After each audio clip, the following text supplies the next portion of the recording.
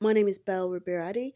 I am the Labour Member of Parliament for Clapham and Brixton Hill. I'm Emily Thornberry. I'm the Labour MP for Islington South and Finsbury. Hi, I'm Paula Barker. I'm the Labour MP for Liverpool-Wavertree. A lot of people, Belle, are saying that the deputy leader position is defunct. Is that something that you would agree with? I don't believe it's defunct. I believe that it could be better utilised. When you have a post, it's about what you do with it.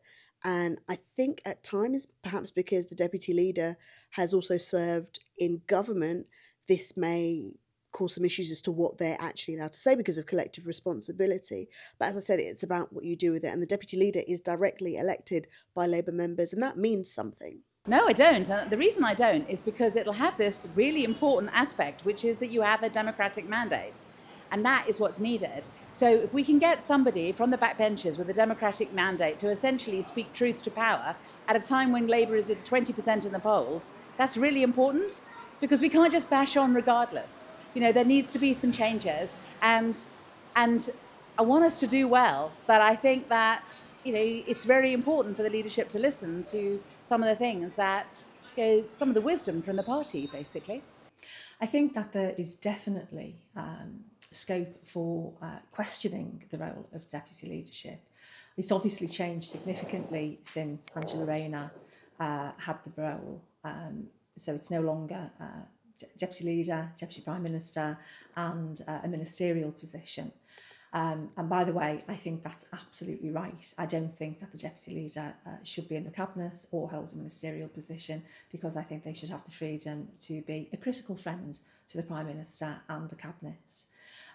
So I think that there is definitely scope to have a conversation about is the role of deputy leader needed or how it should be, how it should work. I know how I want it to work. But I think that we should open that out and let everyone have an opinion. You touched upon there a little bit, so the deputy leader can offer a challenge to the Labour leadership. Can you talk to me about the sort of issues that you would want to challenge the government on? Yeah, well, I think it's really, really important for the deputy leader to be the conduit between the Parliamentary Labour Party, our membership, local councillors, and more importantly, the general public itself. And of course, most importantly, the trade union movement. And I think it's really important that all those voices are heard. So if you take the welfare reforms, for example, I know along with many other colleagues, were feeding in to our cabinet colleagues and our front bench colleagues in genuine good faith. And we were saying, actually, we believe in reform. We want to get this right. But we don't think that this is the way to do it. We think that this is merely cuts.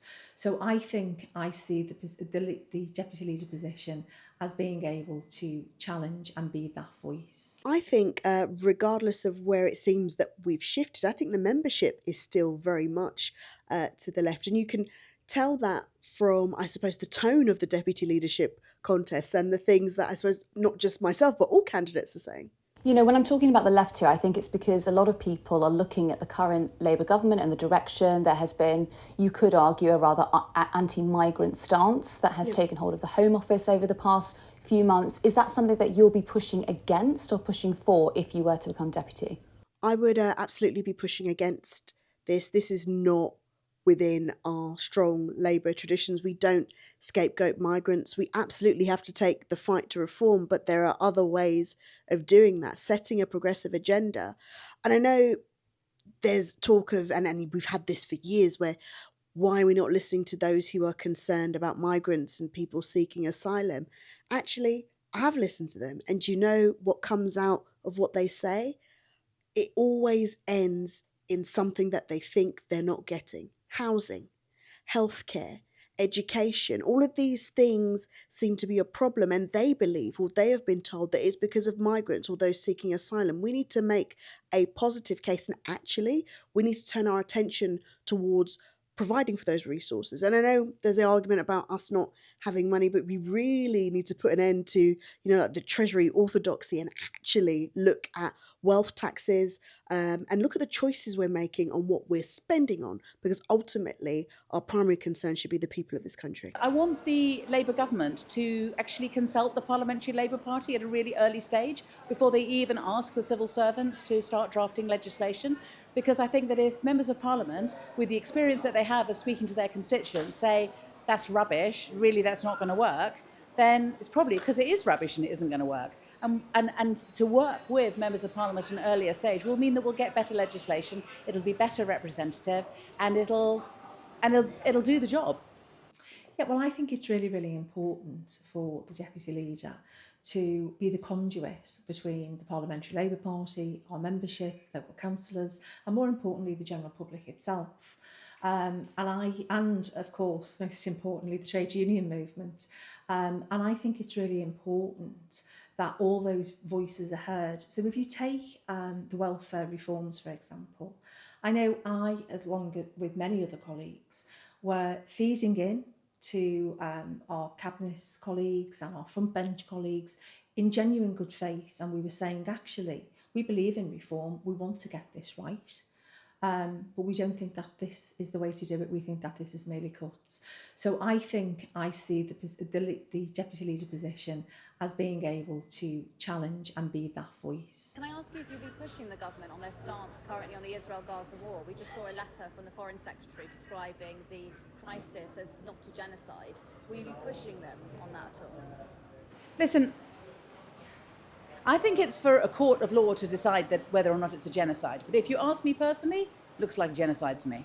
No one's saying that our welfare budget isn't huge, but where there is greater demand, we will have to spend more. And that's not a terrible thing, but we need to make choices about the way in which we do it. One of the major problems, that we have with PIP is the assessments. And who carries out the assessments? Private companies. And those companies often get those assessments wrong, giving money to people that they shouldn't, and also actually not giving money to those they should go, and it ends up in appeals, and people end up winning because they failed so badly. And when we're looking at things to cut, perhaps we should cut those when we think about the huge amounts of profits they're making when they're performing a terrible service and actually leaving people who are vulnerable in a worse off position. I think, again, it's about choices. We have to spend where we need it. If people need things, if people need welfare, yes, that bill may go up, but there are other bills that could go down. People could say, oh, you're just saying that we shouldn't cut anything at all. And that's not true. I think there are some things, for example, some elements of our defence, and before anybody squeals, I'm not saying all of it. I'm not saying we shouldn't have some defence capabilities, but think about what message we're sending to the public when we can't pay for welfare, but we can pay for warfare, and we're not even in wartime. Well, as somebody who was privileged enough to be a trade union official prior to coming in here, and I spent 20 years of my working life representing workers in struggle, some of the proudest moments of my career, to be honest, I wouldn't tolerate a watering down of workers' rights.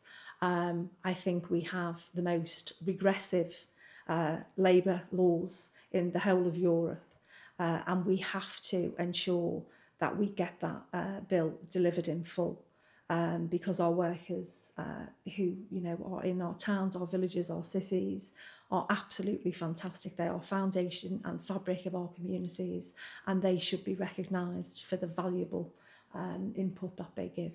Do you think that the stance that the Labour government have taken on unions over the last year or so, do you think that could be detrimental to any cabinet minister candidate that goes for the deputy Labour leadership?